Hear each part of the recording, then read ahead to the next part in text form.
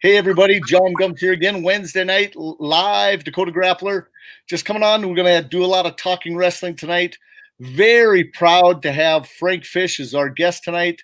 Bill and I have been doing this all wrestling season, and it's been a blast. Bill, how's it going over there? It's going pretty good. Excited that you got Frank to come on. This is awesome. I'm really looking forward to some great stories. Oh, yeah, definitely. So I'll introduce myself. My name is John Gums. I'm owner and editor of Dakota Grappler. I've been doing this for a long time, since 1999, 20 plus years. And now if I could do this for as many as Frank has been around, I think we'd be able to just shake hands through the technology too. But again, love it. I'm out here to promote the sport of wrestling. And then I'll have Bill introduce himself. Then I'll have Frank introduce himself. Bill? Hi, yeah, Bill Holton here from, coming at you from central North Dakota, kind of the Carrington area. Just been around the sport for a long time. A big fan and of wrestling at all levels, high school, college, and the senior level too. So spent a lot of time following the sport and just like to, kind of promote what's going on out there and talk about all of the stuff that's kind of exciting in our sport. Yep, a lot of people joining us. Good to see. And Mr. Frank Fish, why don't you introduce yourself? Tell us first year that you were introduced to wrestling, and then tell us about yourself. John, I was introduced to wrestling in like 1957. That's a lifetime or two ago. My junior high coach was Ken Hockley. It was in Cody, Wyoming when I was a seventh grader. I actually moved to Mandan when I was a freshman, and they didn't have wrestling that year or even my sophomore year. And first year I wanted to wrestle. I broke my leg playing football. And so I was a student manager that year and then wrestled on Mandan's second team in like 1960, 61, I guess was what you'd call that. Okay. Tell us where you live right now and tell us your current position for the wrestling team. Well, I live in Watford City, and I've been here, I guess, 55 years, and most of that time I've had something to do with wrestling. This year I help a former state champion of mine that's the head coach now, Robin Schwartz, and help him do whatever he needs done. If he asks me, I'll do it for him. I drive the bus occasionally and help out with practices once in a while, but not very much anymore. Take a lot of pictures anyhow, John. Oh yeah, definitely. I've been just impressed. I got to meet Frank last weekend again. I've known him for a very long time, but got to visit about the West Region Wrestling Tournament. Watford City is hosting the West River, and he is pretty much helping coordinate, making sure things are right, and he's probably lost some sleep the last couple of weeks trying to get that going. First of all, tell us about the West Region Wrestling Tournament a little bit and what's happening this weekend.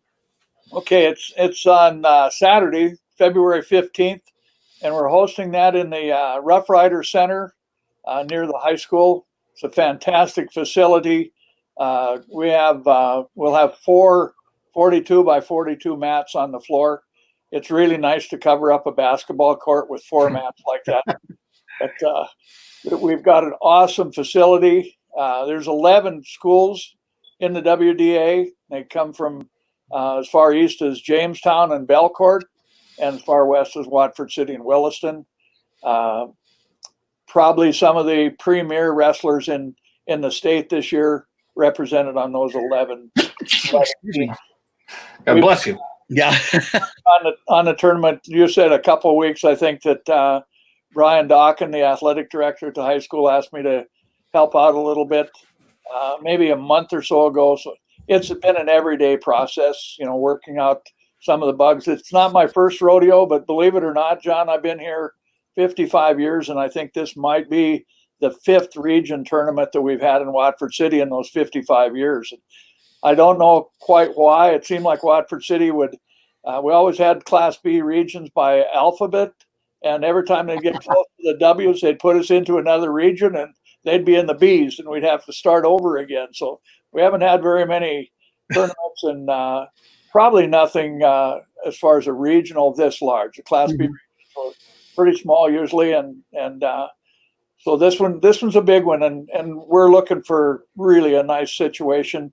I think coaches and fans are going to be impressed. I think you were impressed even walking into the Rough Rider Center the other day. It's a phenomenal place.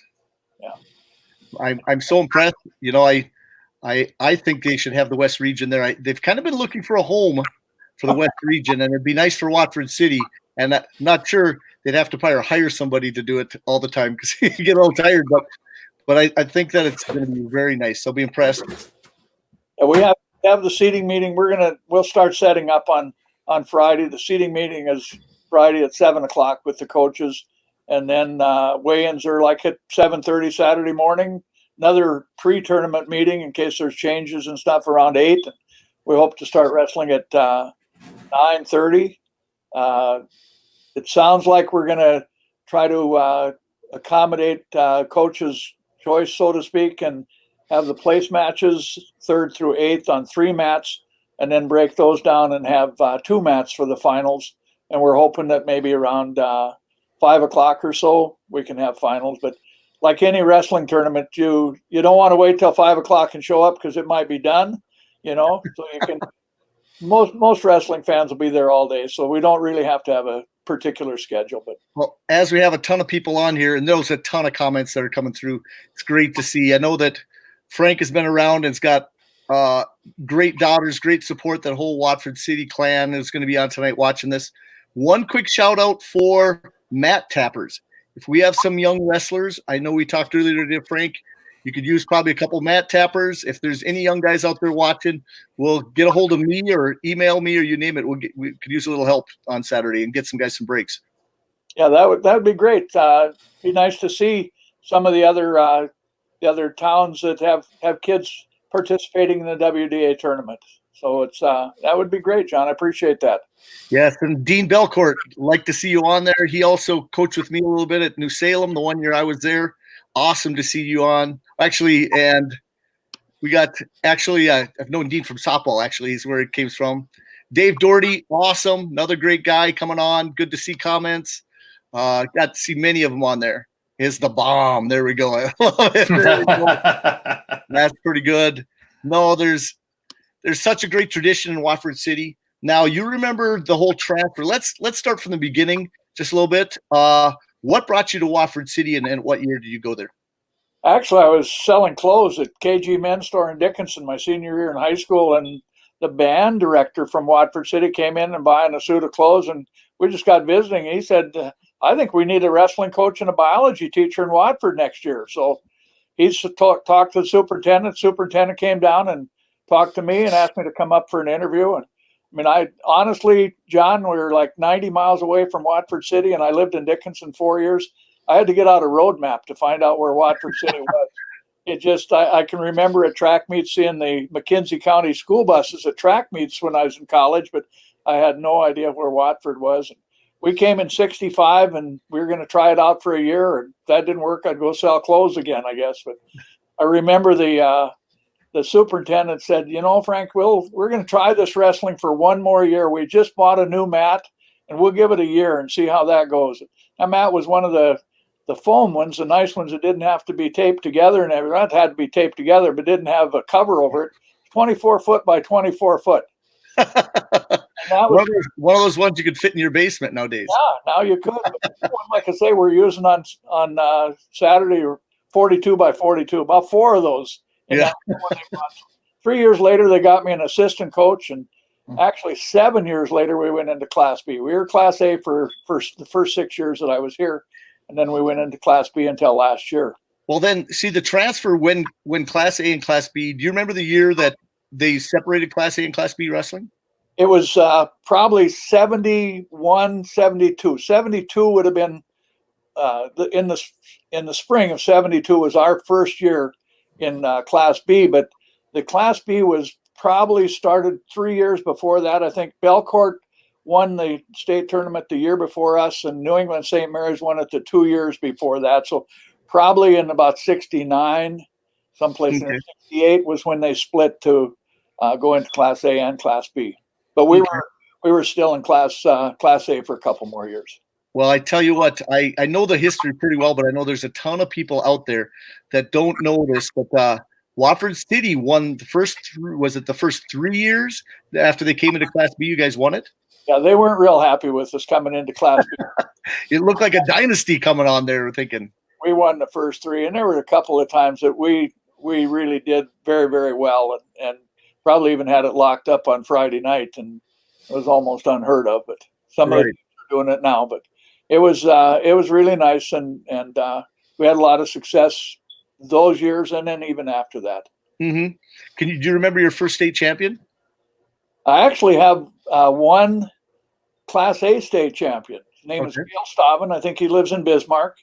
He was a 120-pounder. He got second his junior year at 98, I believe. He got beat by a Wagner kid from 18-0 in the finals.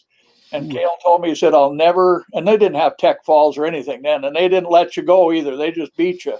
And, and so he said, I won't cut weight again. And so he was about a 115-pounder that went 120 and got second in the region at Mandan and ended up beating 3 undefeated wrestlers in the state tournament that next weekend and was a state champion. So he was my first state A champion. In fact, probably the only state A champion that Watford City has. That is a good story, definitely. Bill, you got any questions for him right away? I got a million. I do. I wrote down. Yeah. Well, I remember one time reading, and this would have happened a long time ago, but it seems that you were involved in some of the cultural exchange programs AAU had back. I suppose it was probably in the late 70s, early 80s with Germany and a couple others. Give us a little insight on what happened there. Well, actually, Bill, Al Larson was the one that got a hold of me and asked me. I was at the state track meet in Dickinson, and he asked if I wanted to go to Germany on an exchange program. He said, we have one of the coaches can't make it, and we're looking for somebody to take his place. And I came back to Watford, and I mean, I didn't know about passports or anything. In fact, I even didn't figure I had to have a passport, and we didn't know anything about UPS. And I had a former student that worked for Byron Dorgan in Washington, D.C., and I sent her the information by mail. She sent it over to the Justice Department to get a passport. They sent it back by mail, and I left Watford City to go to the training camp in Cleveland, Ohio, or in Detroit, rather, and the postmaster then forwarded that passport in Detroit 2 days before we got on the airplane. I didn't even know that it was necessary, but that basically, we went over. I had some Mandan kids. I had 5 of them on my team. We had 2 teams that went from North Dakota. Barry McClary and Clint Lean were the team leaders of North Dakota 1. Myself and Dave Flickinger from Jamestown was the team leader from North Dakota 2. And I was supposed to be the liaison between the German teams and the Americans. And I didn't speak any German at all. And I found out a little later that George Welder from Napoleon / Oaks was my position the year before to the same villages, and he spoke fluent German. So they couldn't understand why I couldn't communicate with them. But I had a interpreter, and that interpreter and her family have been part of our family for the last 40 years now. We've been over there and visited them. They've been to see us. We've actually had some of the wrestlers from that village come back and visit with us. And so it's been a great experience. But again, the Carrington connection there was Al Larson getting me to go there, and it basically changed my life. Yeah, no, that sounds like that was quite an event. That was more to the story than I even knew. Yeah, that's awesome. I know when I was I guess I was still in Grand Forks at the time, but there was some German wrestlers that came to Grand Forks at one point, and I know there was Japanese wrestlers that came to the state. So we had the Japanese team here that came throughout the state. They were a hand-picked group of young athletes. I think they wrestled like Napoleon and Bismarck and Grand Forks and us and a lot of other places. They came here over the winter, and we took them in a horse-drawn sleigh and stuff like that. But I think that if we had 10 matches times 10 teams, that's 100 matches. They might have lost 5, out of the 100. They were totally awesome. I was almost afraid they were going to hurt some of our kids. They were just that good. But we wrestled them, and you mentioned Grand Forks, the same German team that I coached against over there was from Waldorf, Germany, and they also had a group of wrestlers from North Dakota that were coached by Vince Ames and Dwayne Hennessy. Yeah. One time, Dwayne called me, and here he was sitting on the porch in the German's house over in Waldorf, Germany. What are you doing in Grand Forks, or what are they doing there? And he said, no, he said, we're over in Germany again. So again, it was really a nice connection between North Dakota and that German area. Yeah, that's awesome. Yeah, I like the exchanges. I remember those days. Man, we had a huge event in the Napoleon Gym when the Japanese guys came. And the first time I ever saw a team warm up, and they're doing somersaults and backflips and the splits, and then doing somersaults while doing the splits, and it was a phenomenal experience. No, but you get them though, John. Were you the first with them off the plane and had to buy winter coats? Yep, they didn't know what happened exactly. They came to Napoleon, and they were like wearing shorts, and yep. All the good Germans were going to the Catholic Church to get whoever was turning stuff in to get them clothes. Yeah. We were lucky enough again to have an exchange student over at Newtown that came over and was our interpreter. Otherwise, we'd have been totally lost. Yeah. No, we had Barry McCleary, who was our interpreter. He'd just make up what they were saying. He would say, okay, he said, we'll take top or whatever. We wanted freestyle or whatever they were, because it was freestyle wrestling, and I think that we brought down. I think we brought down Bismarck High referee for that, and he brought a bunch of Bismarck people to watch it too. We used to have the connection there with Anderson, Frankie Anderson, and Frankie Anderson. Great stories there too. That's another guy I wouldn't mind getting on someday. I forget about him sometimes, but he used to bring down that first group of mat packers when they were in junior high down to Bismarck to get like 50 matches in on a weeknight, and whatever else they could get. Yeah. Definitely.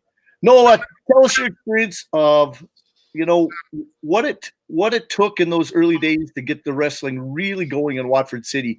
With parents' involvement, or what did you do? We were really fortunate. I think the first year that I was here, we had 19 wrestlers, and we actually could fill all 12 weight classes, and we had 7 extras. We wrestled Hettinger that year, and they won the state. We had a good duel with them. But when it came down to getting kids out, I remember more than once, Marv Knoll was a basketball coach, and in those days, they had to cut some kids from the basketball team. Man, I was the first one looking at the list, and the basketball team, I was going to try to get him out for wrestling, and I got, half a dozen of those kids, and they might have lasted 1 year, maybe 2 years, but they remembered those days. A lot of the success, I think, that we had big families. I had on that one of those teams, I had 4 Dewhurst kids. They were one set of identical twins and one set of fraternal twins. They were freshmen and seniors, and they all wrestled. I had 2 Defoes. I don't know how many Sorensens I've had. The Sorensens go back to Gary Sorensen. He was my first state place winner, 95-pound senior, got 3rd in the state. And I've had then his kids and his kids' kids. And I've kind of lost track of them. I'm working with Jarvis and Paul and Eric on this WDA, and I honestly have a hard time keeping track of who they're if it's their dad or their grandpa. Yeah.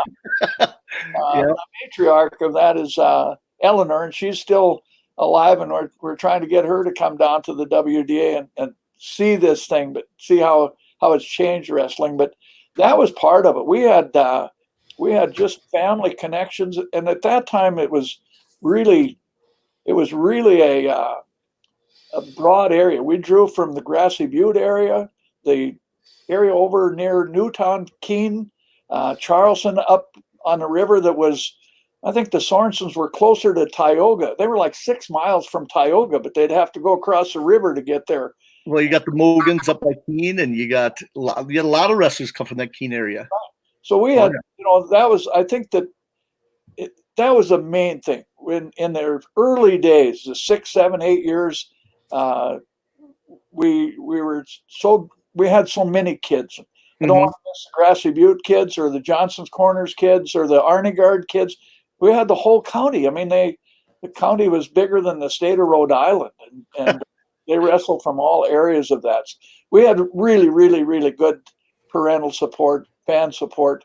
I was telling some people the other day, if they came to a match in the 70s in the middle school gym, it was like, if you didn't come by 7 o'clock, you might not have got a seat. And I made the mistake one time. I had two really good little kids, Rick Chornick and Steve Yessel. They were both state champions. And I, for some reason, started the match about 20 after 7, maybe 25 after 7. I don't know, maybe it was bad weather or somebody wanted to get out of there early. So we started a little early. And right at 7:30, those moms and dads of those two kids showed up at the door, and we were already wrestling the third weight class. And I got hauled into the office the next day, and principal told me, he said, you can always start late, but never start early. Yeah, I didn't want to miss anything. But the gym was packed, and they came and watched, but they weren't real happy that they didn't see their kids wrestle. Yeah. Well, tell us the last year that you coached, and then let's talk, because I know you've been a traditional bus driver and you're doing it again this year. But tell us the last year you coached, and what's the big transition from Watford City being a small town to now a Class A again school. The last year I was head coach was in '88. And we had a lot of kids out. I think we got second in state, maybe third, something like that. Actually, I had 3 undefeated state champions that year and couldn't win the state. We got beat by Carrington that year. Yeah. But I think the main difference now is we have the numbers of students in the high school, but they just haven't had the background in wrestling. This Class A wrestling is really different, even for the kids that we've had in our program. It's a big change for them. It's hard for them to adjust. I was even watching it the other day, John, and kids scramble so well nowadays. They grab an ankle and like they'll do splits and stand on their head, and they don't let the ankle loose, and pretty soon it's a stalemate, or maybe they even got a reversal.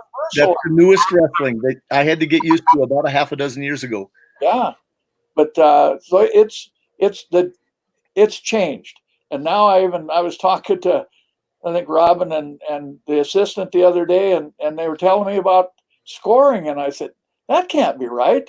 And they like the stalling and the cautions and penalties, and they've changed that so much that you have to be reading the rule book if you're going to be a fan of the rules now. But I actually had to go back and look at some of the rule changes just to figure out, were these guys right on this, or did I lose it someplace along the line?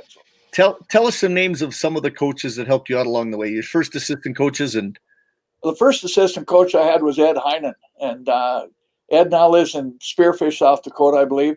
And Ed was a first, second, and third placer at in the state tournament. We wrestled together at Dickinson State, and he was a national qualifier.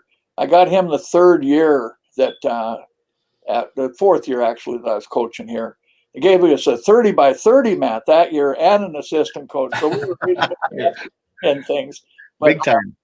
Then I had other assistant coaches along the line. I see Dave had looked in. Dave Doherty was my assistant coach for a lot of years, and I was his coach, or his assistant coach for a lot of years. We shared roles. We worked very well together. It was a case of we both knew what had to get done, and whether one of us would do it or the other one, it just got done all the time. And one year I had Kim Hennessy that helped Dave and I. He was a Minot Ryan wrestler, and went to UND. And then I had Kurt Flayton was a heavyweight coach for us. Had a couple of volunteer coaches. I'm afraid I'm going to miss some.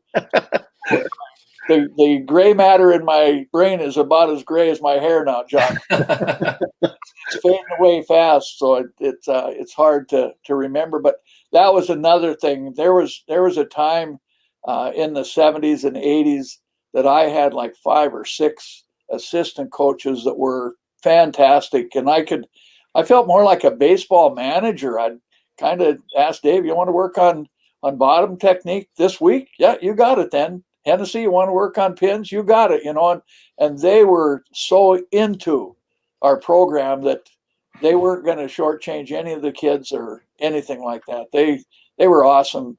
And I think that was a major part of our success. I tried very hard to wrap myself with good people. I wanted good people around me and let them take pride in what they were doing and feel a part of the program. Okay, I do see a cool comment here. Riding a cold bus to Arnegard for practice. Tell us some Arnegard stories. Well, Randy Samuelson lived in Arnegard. He was a state placer of mine, but they did some remodeling, and in the process, we didn't have a wrestling room. The stage was not available.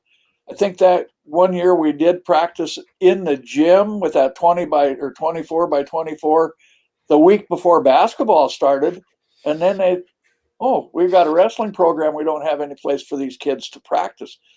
So we had to load them up in a bus and drive to Arnegard, about 8 miles. And there were 2 gyms over there.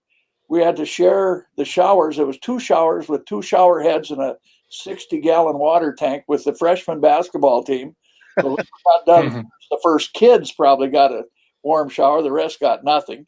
But so we practiced in the small gym. The freshman basketball team practiced in the large gym. And we ended up staying there, I think, 1 or 2 years. Even one year we had our duels over there. Then I talked to the principal. I said, this isn't right. This is Watford City High School. And even though we practice in Arnegard, we should be able to wrestle in Watford. So maybe it was more than a couple of years. But then we'd roll up those mats and we'd have to load them in the back of the bus on Friday night, bring them over to Watford and get them out of the bus and put them in the shop and let them thaw out.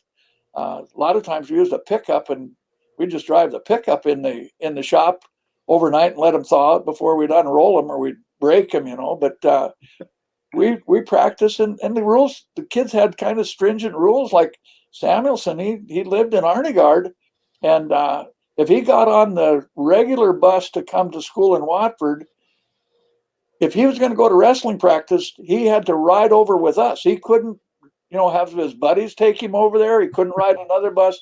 So I had to wait until all the kids were on the bus that were going to practice. And then if they didn't live in Arnegard, they had to come back with us. So I had to wait till the last one was done showering. And I had some slow kids sometimes. That's for the last kid to get a cold shower before we could come home even. Okay, Dave Doherty's got a comment here. Let's read this. It says, Ed's favorite saying, "Do it my way or do it your way better." A great assistant coach. That was kind of our philosophy. I still live by that. I talk to kids today, and I've got certain techniques and things like that. But if the kid is he's set on doing it his way, I said, then it's got to be better than mine. And Dave and I felt that way a lot. That we don't know the only way, to get a takedown or the only way to finish a shot. If the kid's got a better way, let him do it. Oh, definitely. My dad used to have a part of practice when it was kind of getting the doldrums of, let's say, January, and he'd have an invent-a-move night. Oh, wow. And so he would have, kids would get together and they'd be practicing different goofy moves. They'd do some takedowns and drilling, and then, okay, you get to practice for the next 5 minutes. Your favorite, make up a move. And it was probably one of the funniest things I ever saw, kids, and then they'd have to demonstrate it to the rest of the team. So, some of them might have worked. You never know. Oh, I tell you one that I haven't seen since, and I know it worked. When a guy is doing a switch, you can do a frontward roll, like you do a somersault, and you'll end up with the guy in a headlock. I've never seen it done in a real match, but these kids made this up, and it worked every time I saw it. I was going, "You got to be kidding me!" And I always think of this situation that the pendulum swings back and forth. And I think there's a lot of things, and maybe again, it's just being naive, but I think there's a lot of things that would work today that worked 40 years ago, because the ones that saw them 40 years ago aren't wrestling now, Right. Well, it's very true. Like we used to, moves are called a little different. And Bill, you can say it too, but we used to do moves where you do like the over and under, you hook the back ankle and you go, and I don't see that ever when somebody stands up. No. I think everybody, Yeah. definitely. Yeah. And even a lot of the coaches weren't around 40 years ago to see those moves, so. Well, I go into these, I don't go to the coaches meetings very often, but I do hit the hospitality rooms occasionally when I'm driving the bus, and I start talking to some of these guys, and it's like, you started when?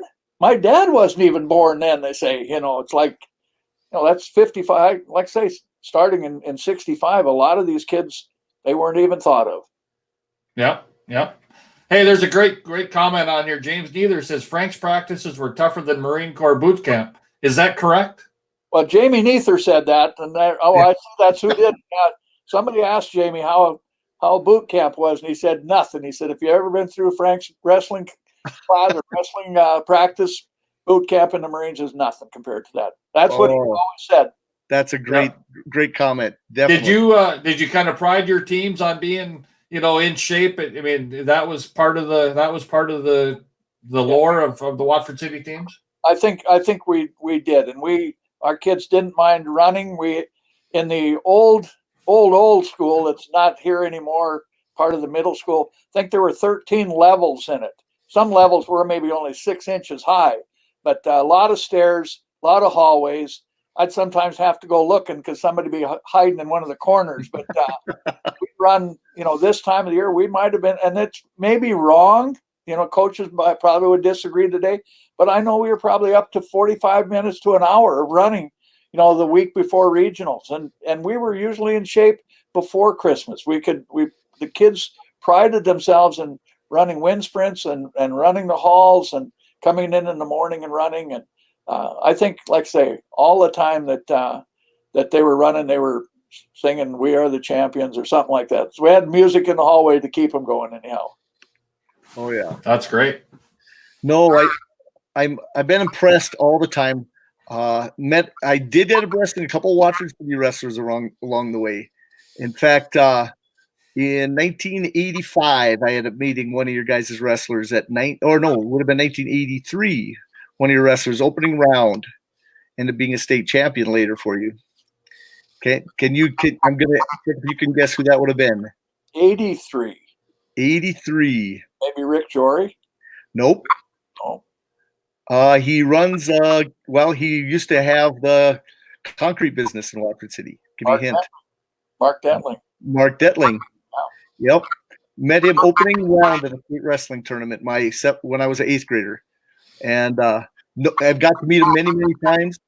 And his son ended up playing hockey, so I was always kind of going, Mark, but then again, Watford City has two sheets of ice now, and your grandson's a good hockey player, I hear. My great grandson. He's about 3rd grader or so, and I think it was last weekend he scored 12 goals in Bismarck in four games that they played.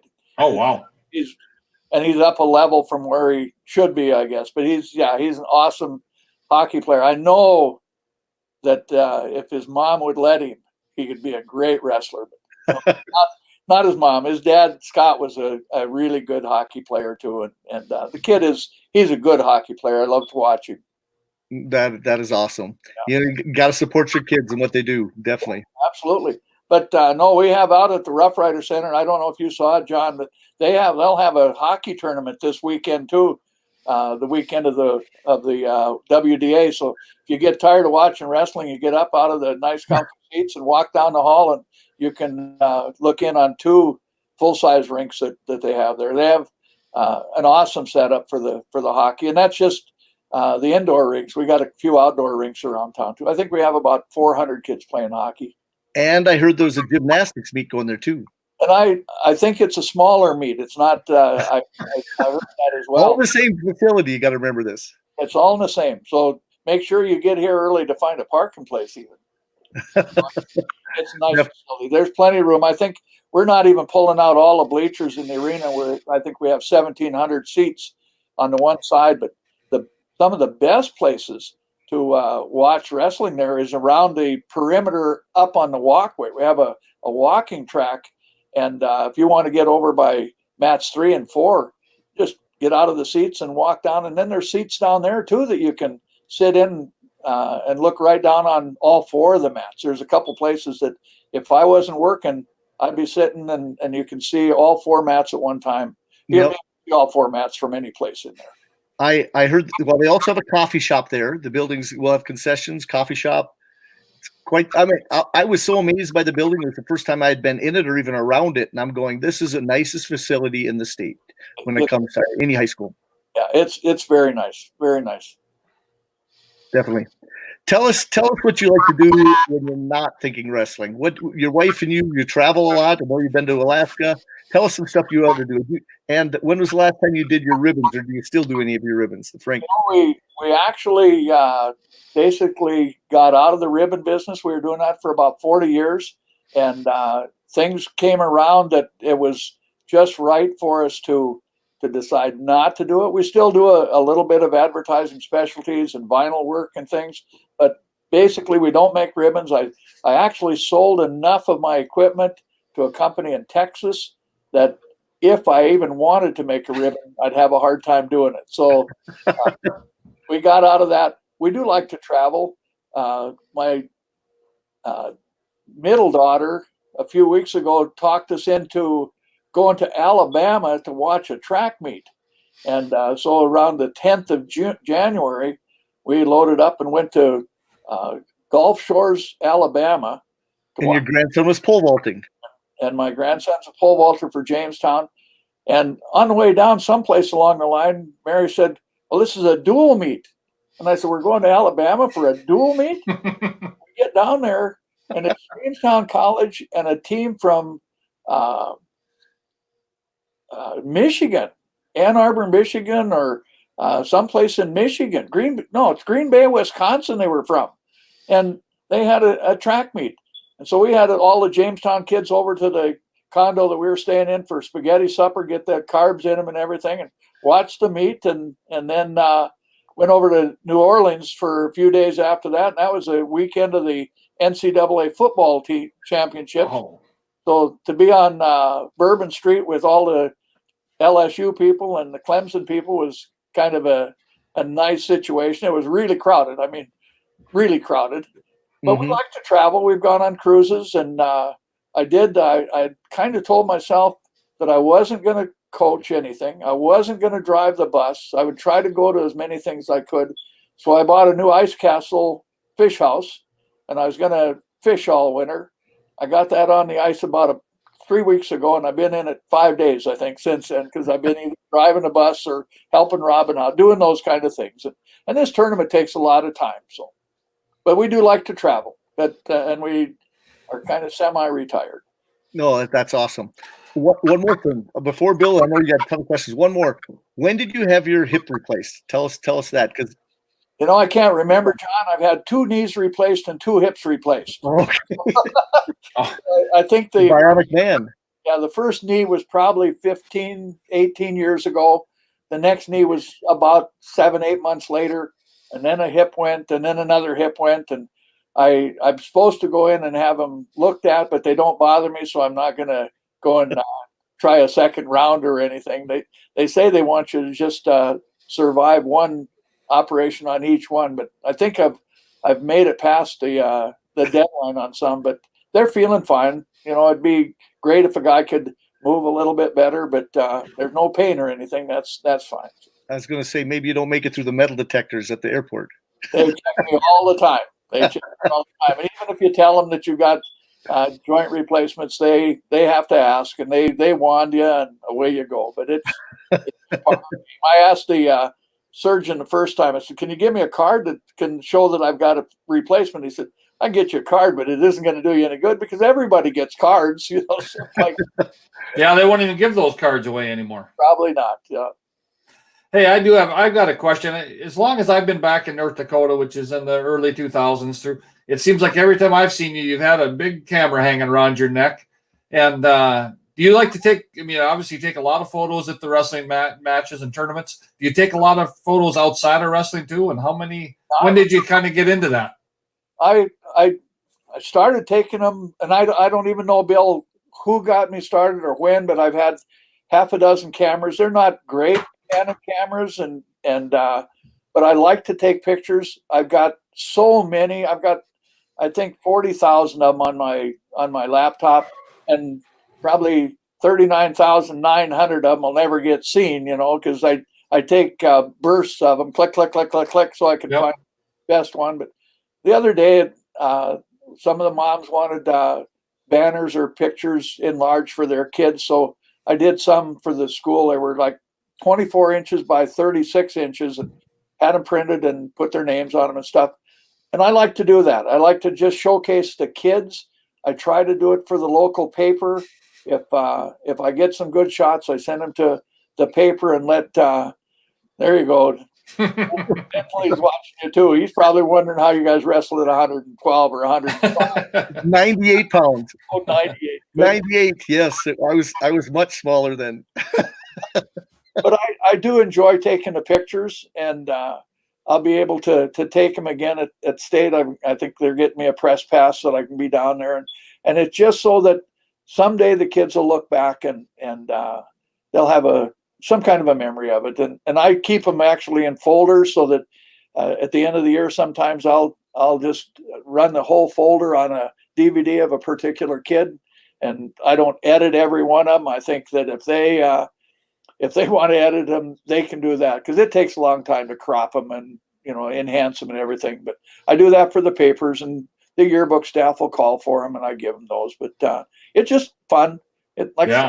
It opens the door sometimes to going in a place and getting a good seat. I even got in Williams Arena and U.S. Bank in Minneapolis to take pictures of another grandson playing basketball and football, because I had a camera. So it works. Oh yeah, that's awesome. I've kind of abused my how could you say it, my media pass. get down to get to see the best matches and take lots of good pictures. Even the referees even know me enough that if there's an empty seat at a table at the state tournament, they know I can't kneel down with my hips and knees. They'll see me sitting in a one of the chairs, and they don't say anything about it. Right back. They sit down. Yeah, that's great. Hey, going back to that 1988 team, you said you had 3 undefeated state champions that year. Who were those? I had Nathan Brenno. That was his 3rd state championship. He actually won the next year when Dave was the head coach. So he won 4 in a row. I had Sean Garman, started the year at 130, and I remember watching him over Christmas vacation trying to lose weight, running down the highway at night, and I talked him into going to 135, and he didn't want to do that. I said, how come you don't want to do that? He said, I started at 130. I want to finish at 130. I said, you'll do just fine at 135 and be a little bit fat and happier. And he won it, and Jarrett Mogan also won it. Okay. No, Jarrett was on that team. Okay. He won. Great. He was first as a freshman, then he got 3rd and second, and then another first. So that's awesome.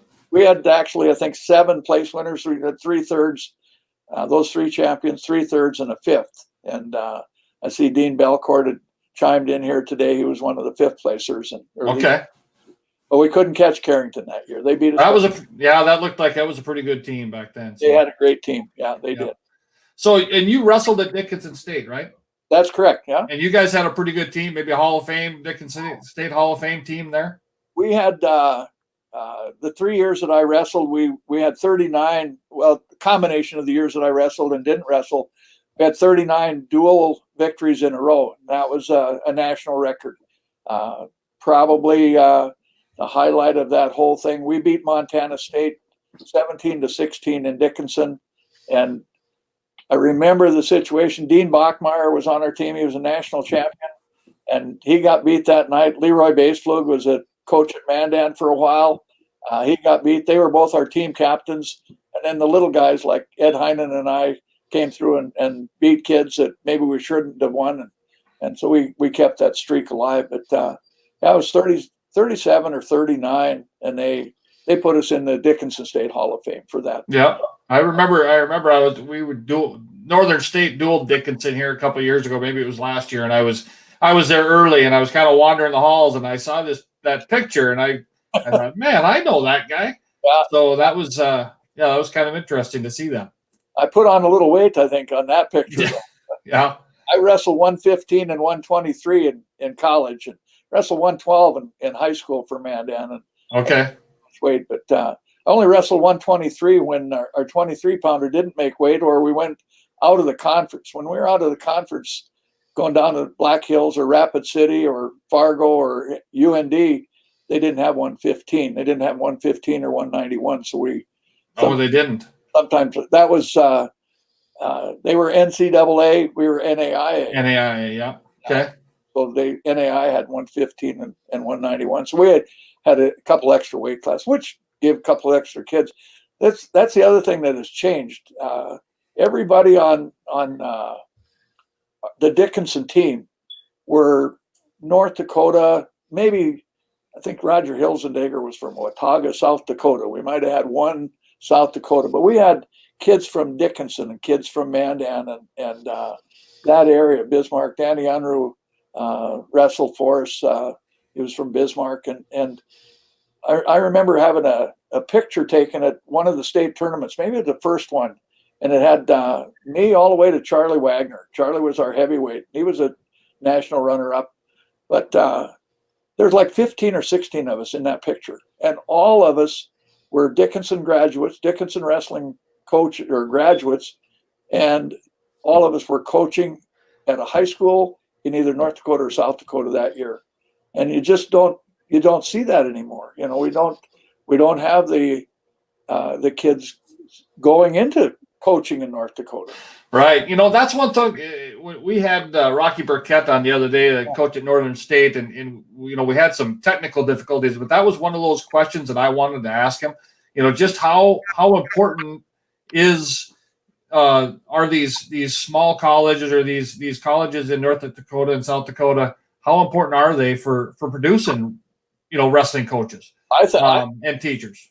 I think it's a big mistake that we've gone away from the small colleges. And I mean, I had to take a wrestling coaching class to give you an idea of where I started. And my wife can attest to this, that I laid out a book on that 24 by 24 foot mat and showed pictures in this book to the guys. The book was named Learning How Wrestling by Rummy Macias from Mankato State. And I'd lay out the book and we'd say, now this is a switch. Let's try this, Gary, and see how it works. Then I'd come home at night and I'd have to practice on my wife. You know, Sally, we're going to do a switch. I won't hurt you, but I got to try this because I got to show it to the kids tomorrow again. But we actually had wrestling coaching classes, and kids went into Phi Ed with the idea they're going to be a coach. And I think that in those days, we had 9 colleges in North Dakota that had wrestling. Can you imagine? Ellendale had wrestling. Really? I did not. That was one I didn't know.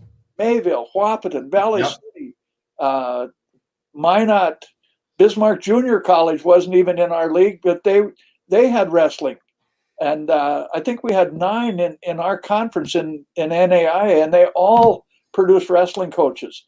And we had competition. I mean, we'd drive the cars to Valley City for a duel or to Jamestown, you know, and now some of them just don't have it. So that we just don't have the coaches coming out like we used to have. And that's why guys like me that are making ribbons and driving the bus are still helping out that we can, whatever we can, you know?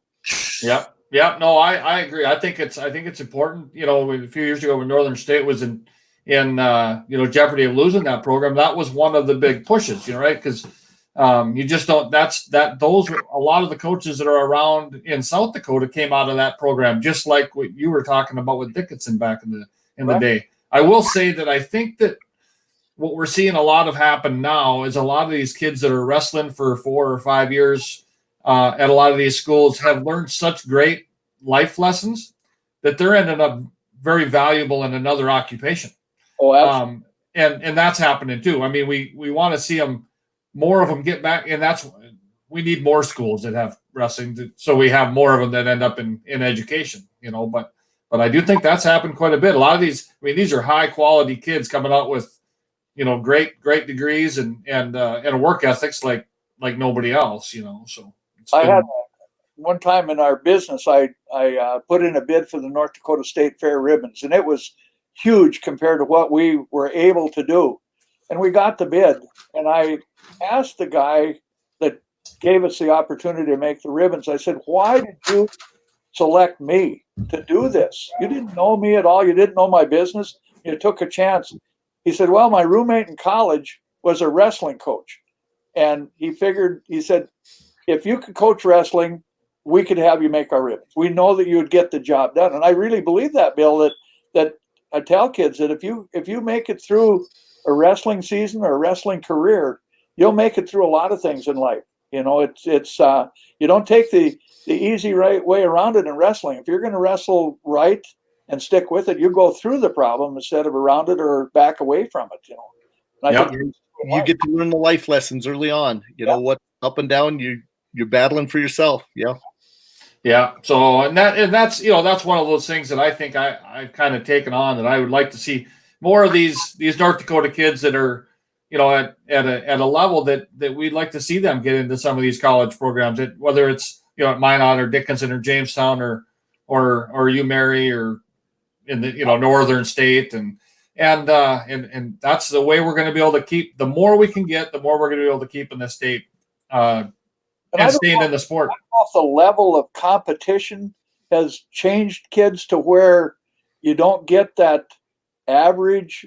I was average in high school. I went to a state tournament. I got one more over on my wife. We're going to our 55th in a row next week in Fargo. And I've got one more on her. I competed in one, and she was the men basketball team, I think, that year. But so we talk about that a lot. But I wonder if sometimes the kids that maybe don't place in the state tournament or don't do very well, they never go out for wrestling in college because it's a scholarship type thing, and it's gotten to be more demanding on the kids, and so they go by the wayside. But like I say, at Dickinson, when I was wrestling, we had a lot of kids that were not state place winners. There were a lot of them that were. You need to keep the NAIA schools there, because it doesn't have to be 24/7 wrestling. I agree. I totally agree. And it's just like I like coaching my grandsons, but I like them fishing with me, and that kind of thing. There's got to be more to it than like I say. Your wife is cutting in there too. Now she's putting pictures on there even. Yeah. I can't believe that. No, I tell you what, I enjoyed wrestling in college, but it was at a serious level. If I look back, I love wrestling so much that I wish I would have went to a different level where it wasn't as serious, because I think that made a difference of of just the whole longevity of the sport and everything else too. Wrestling more, because I didn't wrestle my whole college career. Kind of like the superintendent when he offered me the job here. I went and told Sally afterwards. I said, they're going to let me and they're going to let me coach wrestling too for $120 or $100. I think I got $200 to the first year to coach. But at the same time, that coach that I had at Dickinson State, he'd go up to the alumni that were there and say, Fish is coming next year. Fish is coming. How much more pride could you have in knowing that man, I get to wrestle for somebody and they want me to be there, But so it's I agree. I think the NAIA schools and local wrestling would just be great for us. But even the BSC, the junior college, I thought that was another step where somebody could wrestle at least a little bit and still make some classes, and then if they wanted to wrestle beyond BSC, because those 2-year degrees were still enough for some guys to get great jobs. There's so much that's missing that could be added to the sport yet. Remember Mike Schaaf, though, that coached at Bismarck. Mm-hmm, very well. He was a national runner-up at BJC. Wrestled at Mandan with me. Went 2 years at BJC. I don't know if he went on someplace else to go to college, but he eventually took over for Jerry Helmrest, and I know they ran off about 100 straight dual wins with coaching. So 154. Yeah, they beat the heck out of me. Yep. Well, here we talked earlier today. I want to bring this up before I forget. You said you have a great story about Milo Trusty. He's Mandan's first state wrestling champ. Let's hear that story. But Milo, in those days, it was very common for us that didn't have the 50 cents a gallon or 25 cents for a gallon of gas. So if we wanted to go to Bismarck for any reason, we hitchhiked. I mean, it was very, very common to hitchhike to Bismarck, maybe go to the Big Boy Drive-In and get a burger or something and hitchhike back home again. One night, me and another wrestler were driving around and here this guy hitchhiking. It happened to be Milo Trusty. And we talked him into going out for wrestling. And you guys are responsible for getting him out. And that's a real story because he was not wrestling and we were both wrestlers and he came out and I was looking through some old clippings and he ended up making the varsity that year at 120. I think Milo was a sophomore that year, so that would have been in 61. And he's got a brother too, right? Pardon? Does he have a brother that wrestled at the same time or? Not that I know of. Okay. Not that I know of. But he won the state 2 years later in 63. And that was Mandan's first state champion. I've got pictures of the first and second Mandan team that I've got to get in their book. They've got a really nice history of wrestling, but they started in 63 with their history. So I've got to bring them up to speed probably on Saturday. I'll give it to Steinwan and let him take it back to I'm not sure who published the book. Yep, that would be a great guess because they put that together. In fact, I remember when they started to put the book together that they have. They've got some great stuff in it, and that goes back to a lot of work there. Dave Mellon did a lot of that. He had a lot of the stuff, and so. And I thank Dave Mellon. And I know he's not here anymore, but Dave was the one that could not go to Germany that year, and that's when Al Larson said, Dave can't go, and would you like to take his place? And I said, I can't take his place because he wrestled at Dickinson too. But so I just thought, I'll go. But he's really responsible for our trips to Europe and our friends coming over here and great times. So I thank Dave every time I saw him. Okay. Do you remember any stories of? Did you ever go to the Camp of the Cross wrestling? Do you remember any of the camps? I didn't go to very many. I went to one in Jamestown one time. A guy named Masha Tabi was there. He was a guy from Sunkissed Kids in Arizona and very, very good clinicianer. We actually had, now I'm at a loss for his name. We had the Canadian national team down here. Robin Schwartz, if he was watching, he'd remember the name because he wrestled with the guy and Jim Humphrey was his name. And he eventually coached the U.S. women's Olympic team. But I've met him even in Ames, Iowa at the Olympic trials. His son was trying out the last one. So we had him down here for a camp. And maybe that's, John, why Mark could beat you, because that was one of the years that Mark was still around when Jim Humphrey came to our camp. But okay. I didn't go to very many of them. I went to a few of the coaches' clinic camps, but I wasn't sure if you made the Camp of Cross because that's where I first met Jamie Neither for the first time. And so he's on. We need to get a paddle.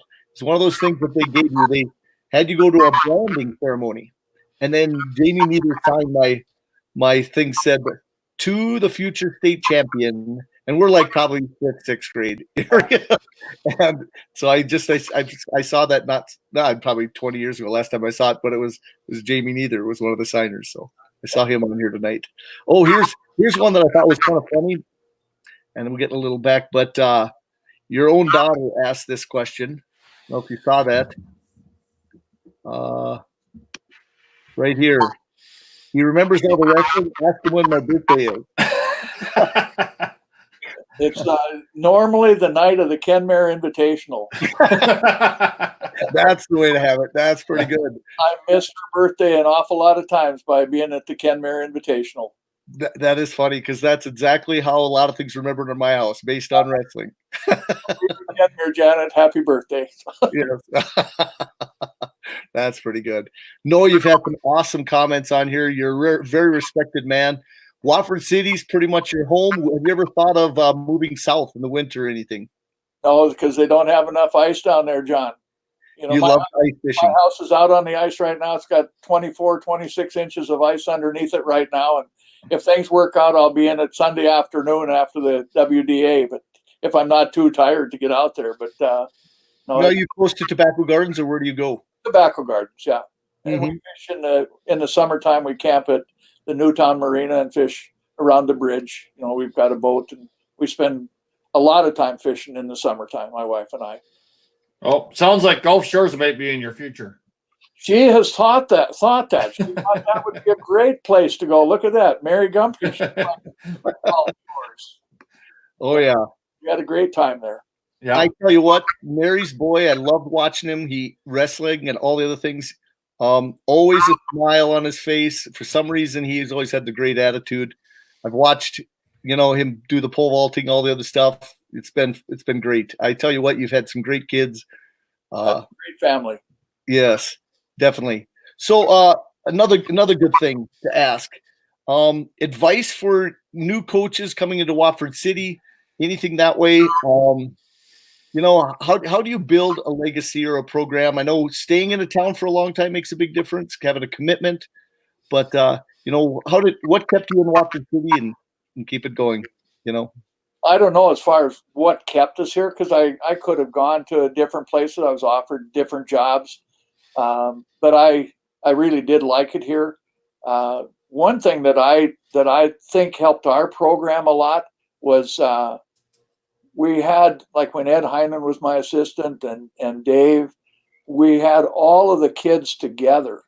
I think we had over 80 kids the last year that I coached, and most of them were in the same room at the same time. But sometimes we had to platoon them, even have to have maybe 2 practices, or some had to be out in the hallway running sprints while others were working on mat skills and stuff. Mm-hmm. But from the 7th grade on up, they had the same teacher, so to speak. And they didn't have to be retaught something when they became part of the JV or the varsity or whatever. And I think that was important. As far as now with the rise in enrollment, the new coaches, we have several. We have 3, I think, really good coaches that are working with them. We've got some excellent coaches in the Pee Wee program. But I think that they have to be patient. They have to work with the kids, do the best you can with them. We don't know where the kids or the families are going to be in the future, so you just be patient and do the very best you can. And some kids will be here and some won't be, but if they're here and you work with them, I think you're going to build a program up. Like I say, we're down a little bit with numbers, but we've got some good quality there coming up. Kids, I watch them when I can. The high school kids work awful hard, and I think that just patience and try to just learn how to wrestle and have dedication to that. They're going to be fine. Yep. Build a family. Yep. Yeah, I think that's probably as big as anything when you start talking about having the same teacher and not having to learn a different way to learn. I think it's the relationship that you build with those kids from 7th grade up. Yeah. It's a trust, definitely. We had that, we coached them all the way through. And in fact, a lot of the kids I had for 12 years, they started when they were first graders and went all the way through it, so if I told them to, do a Navy ride, I didn't have to teach it when they came into the room. They knew what it was, or, a wrist and a half, whatever it happened to be. They knew the terminology. And that's the one thing that I've noticed with some of the coaches that are coaching now. They'll show a move, not necessarily even our coaches, but they'll show a move and they'll call it something. I think, really, that's what you call that? We called it this. Well, it's the same. It works out the same. But I think that just terminology helps kids, in remembering something. Mm-hmm. Do you have a set move that was your favorite move, or let's say a series or anything like that? No, probably not. I think and I wasn't ever very good at it. I had a few good kids, but if you've ever heard of Keith Lawrence, I think was the guy's name, and he taught a series called the Inside Step Series, and it was all on takedowns. And he always used the same lead leg, the same direction. I mean, it was he could change it, but if you know how takedowns are, it's like, do I lead with this leg? Do I shoot with that leg? Do I grab with this arm? Do I grab with that arm? And Lawrence's Inside Step Series was one that, if I could go back, right, want to start over again, I might use that particular series. I loved cradles. I spent a lot of time with cradles. I was not a tall kid, but at 5'8" and 112 pounds, I was probably pretty tall, so I used a lot of cradles, and I brought a lot of cradles with me, and I had a lot of good cradlers. But I also had awful strong kids. We tell the story. Cowboy kids. And one guy asked me one time, they said, yeah, your kids lift weights a lot. I said, no. I said, they work on the farm. And he said, hauling bales. I said, no, they haul the cows over to the hay. And they were, your dad mentioned something that Lynn Myers won the heavyweight championship at 180, and Bert, you were off by a little bit. Lynn weighed 167 pounds the year he won the heavyweight class. He had to gain 8 pounds of water throughout the to make weight, to make 175, and then he won the state at heavyweight, and he beat Rick Nichaparenko from Valva, that was a solid 225, 235. I saw Lynn at 167 put cross body rides on 300-pound heavyweights. Awesome. Today he's about 285 himself, just a big cowboy. But I was always impressed with Watford City's conditioning. If I had to pick something first, I never saw a kid at the state wrestling tournament dying in a match. And then I liked how aggressive they were. Sometimes it got them into more trouble than needed. Sometimes, where guess what? You're already ahead. Wait. Oh, geez. Almost put themselves in their own back. Sometimes trying to, let's say they're ahead by a ton and trying to use that cradle and wrenching it over when they didn't have it all the way prepared. I remember a couple times watching. Now this would have been Doherty at the time, and you guys either were co-head coaches or he was the head coach. Just about screaming his head off. You're ahead by 10. Stop! You're ahead by 10. He was yelling out to one kid. He ended up winning, but it was like he put himself on his back for 5. Why lose a match and you're up by 10? Oh, but sometimes we weren't as smart as we thought we were, but still aggressive, still playing the game, doing the game. So. Oh yeah, definitely. No, Bill, you got more questions? We've had a couple of other legendary coaches on here. And give us a little insight on on Coach Gums and Nick Storhog and some of what you saw in those guys in the past. Those are two legends themselves, and I'll throw Mike Norland in there also. I mean, we had battle royals between Napoleon and Lisbon and Watford City and Valva. It was just awesome. I mean, we're good friends, but we wanted to beat each other. I mean, it was just, we're going to do it, and came down to a lot of good state tournaments.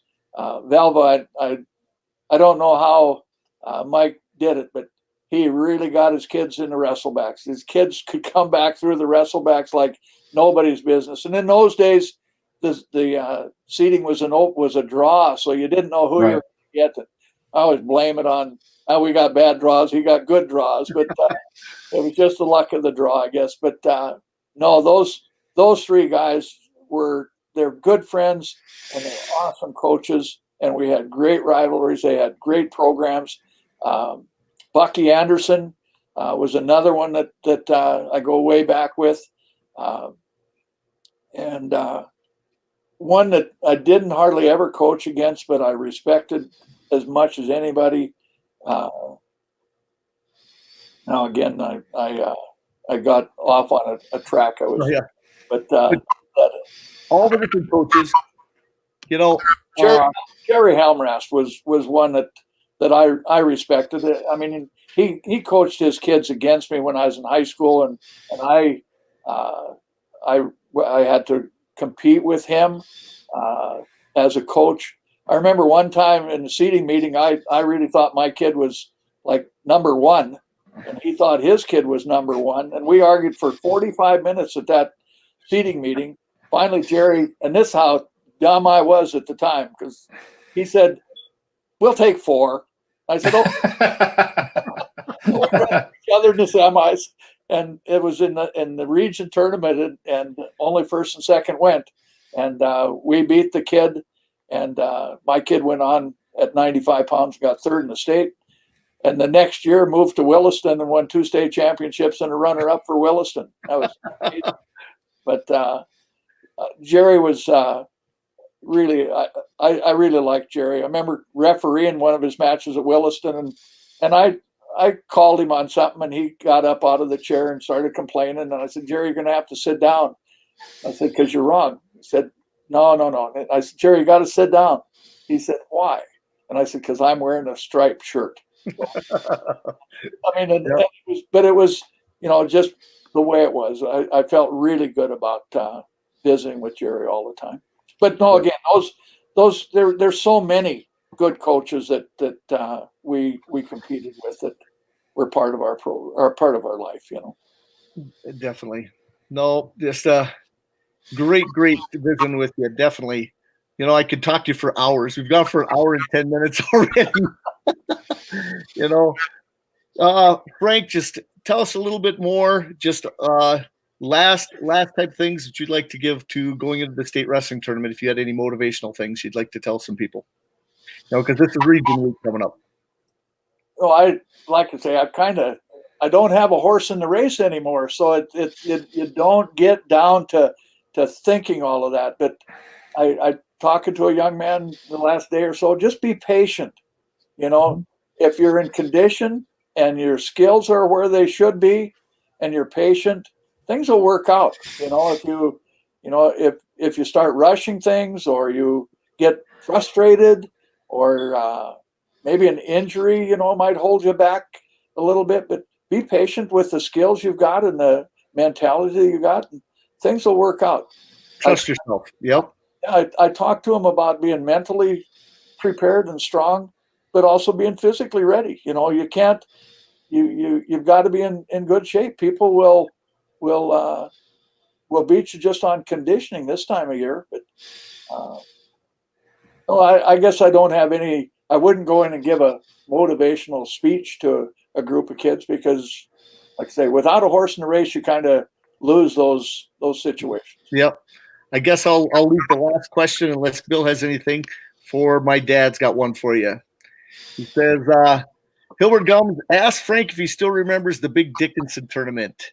And I was still in Garrison. Watford City and Garrison had people in the finals, considering it was, big Class A tournament. That was kind of the premier big wrestling tournament back then. We've talked about this. It was, and we were talking about the other day. I wonder if the Dickinson tournament didn't lead into the Bismarck Rotary tournament. The Dickinson College put it on, but it was the one that everybody went to. The other one that your dad will remember as being a big tournament, it was Class B basically, but at Kenmare.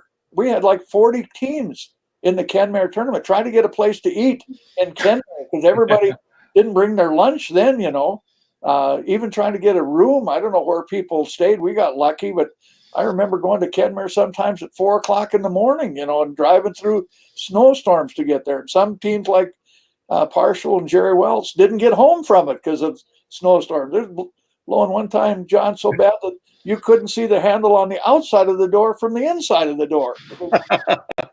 Some people said, "We're going home." I said, "We're staying on the mats tonight."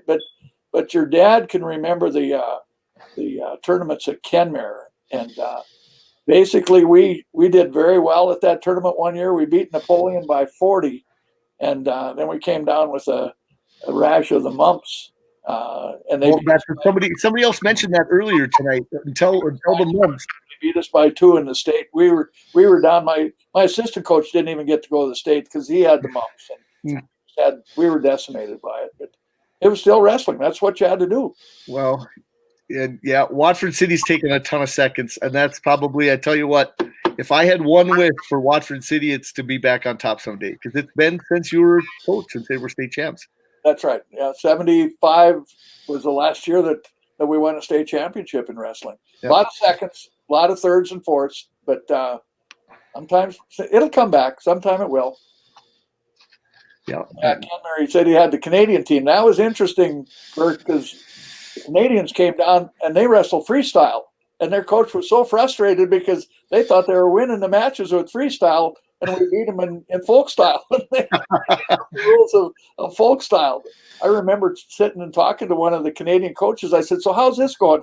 He said, "We just beat you." I said, "But they're raising our hand." Oh, yeah. They were wrestling freestyle. No, it's great memories. I tell you what, and this is the type of thing, Frank, if I can have you on again, we'll visit. Just needs to be put down on tape. My dad had mentioned earlier that you do a good job writing a book. I'd love to see, that book again you did with the seedings going back. Remember, you put together probably the longest seeding criteria I've ever seen, but it was good before track wrestling had theirs and everything else. They used it to some degree, but I was telling you the other day that people can hardly imagine this, but the first state tournament I went to in '66 was at the Bismarck War Memorial Building, and they would not. The rules at that time did not allow the coaches to be at mat side. We sat as a group in the bleachers watching the kids wrestle on the mat. If they happened to have an overtime, they'd call two coaches out. Two coaches got to go down there because they'd either ask for volunteers or they'd say, Frank Fish, Watford City, come on down, and John Gums from Napoleon, come on down. You guys are going to be the overtime judges. So a referee. And the wrestlers, if it ended in a tie, we had a little white piece of paper and a pencil. You had to write down the winner's name, turn it upside down, and put it on the table. Wow. And they're all three of us, you and me and the referee, and flip them over. And 2 out of 3 wins the match. Your cards. And Wow. it was probably based on who you thought worked the hardest or better skills or whatever, but it was not like we have now. Now it's we don't have ties. We even had ties in duels, we don't have that. So rules have changed. But can you imagine as a coach sitting in the bleachers, watching your kids wrestle and knowing that I got to tell him something, I got to help him, but you can't from 50 yards out. We were sitting in that War Memorial Building, and I remember there was a balcony over the top of us. If you stood up to cheer, you'd hit your head on one of the beams even. But that was probably the other one. The other one I thought about, John, was I wrestled in the state tournament in 1961, and it took place in an elementary school in Valley City on 2 mats. And it was all the teams that had wrestling, 8 kids in a weight class. And this is what people would have a hard time understanding or realizing today. If the kid that beat you didn't make it to the finals, you were out of the tournament. Yeah. Yep. I got beat by a point my first round. The kid that beat me got beat the next round, but he got beat in the semis, so he wrestled for 3rd and 4th and got 3rd. But any one of us that didn't get beat by a finalist were out of the tournament. But we had every kid that was in that tournament was dressing in 2 dressing rooms, 2 small locker rooms. I remember a kid wearing a football girdle instead of the appropriate supporters, and it's like he's got padding on. It was a 180-pounder, but it was a tournament. That was like say only 8 kids in a weight class. They placed the top 4, and if you didn't get beat by a finalist, you were out of it. Yep. So then tell us, do you remember some of the teams going back to them? Because it's always good to put on that too, from those first years. New England St. Mary's. You can go down the list of some of those teams. I don't know all of them, but I'll tell you, I wrestled in Streator, North Dakota in a duel. Okay. In Napoleon, and at Kenmare, we had teams like Zeeland, Turtle Lake, Hatton was over there. I tried it. Max had a team. They had a good 112-pounder for a couple of years that we wrestled in the finals even. But there was almost every small town had wrestling. I wrestled a kid, I think it must have been a college, but he was from Church's Ferry even. I don't know if he had if he had wrestling in school or not. But I remember, like I say, Turtle Lake and Hatton and Zealand and there's so many schools going back to the years. And I tracked that one time and put a list down of like the Hazeltons, Dakota, Arthur. Yeah. You start naming some of the schools that had wrestling and some of their state placers. It's lost history unless somebody puts it out there. And I was looking today, and I didn't realize I wrestled a kid named Lear from Napoleon a couple times. I wrestled in the regional, and my wife was looking through some old stuff. But and I don't know if you can remember the Napoleon gym, but it looked like a gladiator pit. People were vicious. I mean, today I have a nice relationship. Darcy Piotz is one of my partners in stuff, and so I get to Napoleon once in a while and visit with those people and love it down there. But that school had a very, very small basketball court. Mm-hmm. The edge of the bleachers were right on the outside line, and they went straight up to the seats. And I mean, you felt like you were in the pit. And we weighed in Napoleon on a bathroom scale. And wasn't it like a stock scale for it's a regular bathroom scale? Is like one that you not a digital either. It was no a regular roll type bathroom scale. But Napoleon had awesome teams, and then half of the kids went to Assumption Abbey. You know, if they'd all stayed in Napoleon, they'd have definitely been state champions. I wonder if Assumption Abbey one year got second, Napoleon got third. One of the welders Yeah. and stuff left Napoleon and went down there. Yeah, went over to Richardson. That was that George Welder that went ahead of me to Germany. That was a good German-speaking guy. So Yeah. him at a football game in Minneapolis. So didn't know who I was talking to, and all of a sudden he said, "Well, I went to Waldorf too." So it's a small world. Joe's brother, the welder, I wrestled his son in the state semifinals my junior year. Yep. Yeah. Both of his sons were state champs for West Fargo. Yeah, for West Fargo, yeah. Huh. No, it's awesome. It's a tight community, and every time I hear certain names, I can pick them out, being like from Watford City, and it's already a generation, or 2 generations, or it's kids that I wrestled. It's always good to see that. It brings back great memories. I know I have a lot of these conversations with my dad, and the state tournament is such a great weekend for me and for a lot of families, I think. We're looking forward to the NCAA. I've never been to an NCAA tournament, and we have tickets. And already my family is saying, we got to make sure that we find the place where all the North Dakota people are going to be. Right. I know Mogans have got a lot of tickets, and Craig Hovitt's got a lot of tickets. And then you talk to everybody from Bismarck. We have about 1 million coming out of Bismarck too. I talked to Sean Horgren the other day at Larimore. He was a state champ. His dad was a state champ. His son was a state champ, and the other son is wrestling now. All 4 of them are going to the NCAA. So we're looking for, again, like you say, it's family, it's community, whether or not it's from Napoleon or Watford City. Wrestling it's a family thing. And I know how your sisters love the Steiners, so they'll have to crash into Troy every once in a while down there too with Fresno, and they're listening to this. I don't want to embarrass them all the time on Facebook and everything. Oh yeah, and we have such a great connection. North Dakota is going to be represented very well there. Yeah, I'm sure. Be a fun week. Oh, definitely. I'll be there with my son. Okay. Definitely. Well, guys, I'm going to call it a quits here for tonight as much as I want. Bill, now we didn't get to talk any other wrestling. If you want to go tomorrow night again. Sure. Yeah. We can get some previews of what's going on in the upcoming regions and a couple college things coming up over the next weekend. And yeah, we can do that. Okay, definitely. So guys, John, we should have the seating done by say 8:00 or so tomorrow too. Okay. You should be able to get back with Bill on how the seating is going for that WDA even. I will definitely do that. Yeah, that'd be awesome. That sounds awesome. Yes. It's on Friday. I'm sorry. I'm a day ahead. I'm so. Oh, that's gonna be Friday. Okay. I tell you what. We'll tell you what it should be. Okay. Here's another thing we could talk about. Something I could put on here. If people want to get a group together down in Minneapolis or something, maybe North Dakota group, it wouldn't be bad. I'll put something on the Grappler, and people can say where they're staying, or maybe we can have a get together. I think that'd be kind of cool. That's a very good idea. I watched Yeah. a football game in U.S. Bank Stadium. I cannot visualize a national wrestling tournament in there. That's a huge, huge building. I don't know how many mats they're going to have, but they could probably put 50 in there. So. Yeah, I've seen the layout or a possible layout, and yeah, it'll be very, very interesting how they do it. And I want you just to kind of compare that to that first state tournament in Valley City at the elementary school.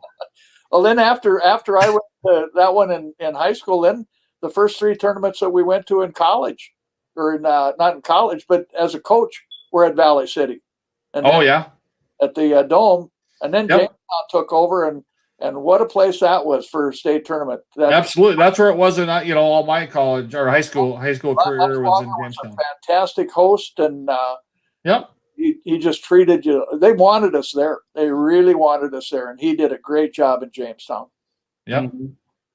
Nope, the names keep flowing. It's awesome. Well, guys, Dakota Grappler Live. If you guys want to see anybody else make suggestions, I just made a quick call to Frank Somm last weekend, and he was gracious enough to come on. I appreciate all the guys that are coming on to do this. It's such a great thing for the sport.